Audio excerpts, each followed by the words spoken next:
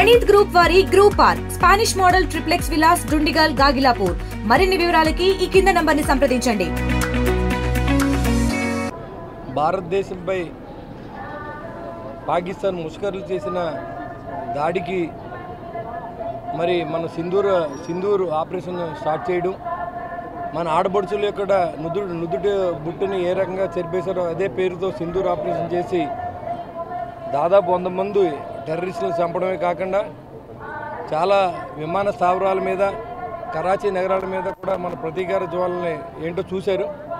మరి ఎలాంటి దొంగ దెబ్బ తీయకుండా భగవంతుడి యొక్క ఆశీస్సులు కూడా భారతదేశ సైన్యానికి, భారతదేశ ప్రధానమంత్రికి పవన్ కళ్యాణ్ గారు ఆశయం మేరకు అన్ని చోట్ల కూడా షణ్ముఖ క్షేత్రాల్లో నిన్నంతా పర్యటన చేయడం జరిగింది.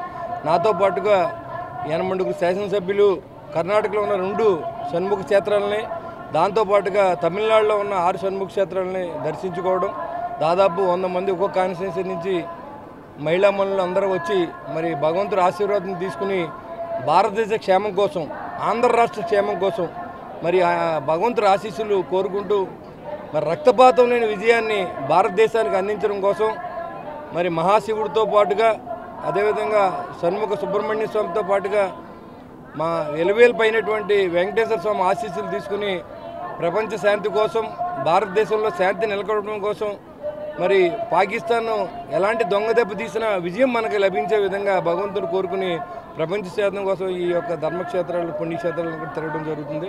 దాంట్లో భాగంగా ఈరోజు తిరుపతి కూడా రావడం జరిగింది.